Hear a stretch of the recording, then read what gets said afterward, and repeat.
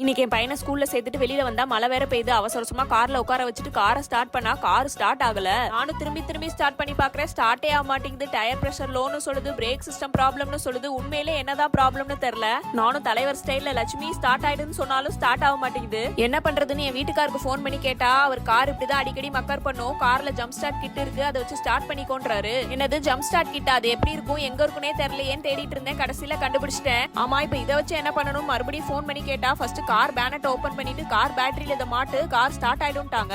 இந்த பேனட்டை எப்படி ஓபன் பண்றதுனே தெரியல. எப்படியோ பக்கத்துல இருந்தவங்கள்ட்ட கேட்டு ஓபன் பண்ணிட்டேன். தூக்கவே முடியல, இது எங்க மாட்டுறதுன்னு தெரியல. தடவி தடவி எப்படியோ மாட்டிட்டேன். 3 ஸ்டெப் பண்ண சொன்னாங்க. முதல்ல இதை ஆன் பண்ணி கிரீன் லைட் வந்ததுக்கு அப்புறமா ரெட்டுக்கு ரெட் ஒயரும் பிளாக்குக்கு பிளாக் ஒயரையும் மாட்டிட்டு காரை ஸ்டார்ட் பண்ணா ஸ்டார்ட் ஆகணும். தெய்வமே ஸ்டார்ட் ஆயிடணும்னு சாமியை கூப்பிட்டு ஸ்டார்ட் பண்ணா நினைச்ச மாதிரியே வண்டி ஸ்டார்ட் ஆயிடுச்சு. இந்த கிட்டு வண்டியில இருக்கிறது எவ்வளவு நல்லதுன்னு இன்னைக்குதான் புரிஞ்சுது. உங்க கார் இந்த மாதிரி ஸ்டார்ட் ஆகாம மக்கர் பண்ணா நீங்க என்ன பண்ணுவீங்கன்னு கமெண்ட்ஸ்ல போடுங்க.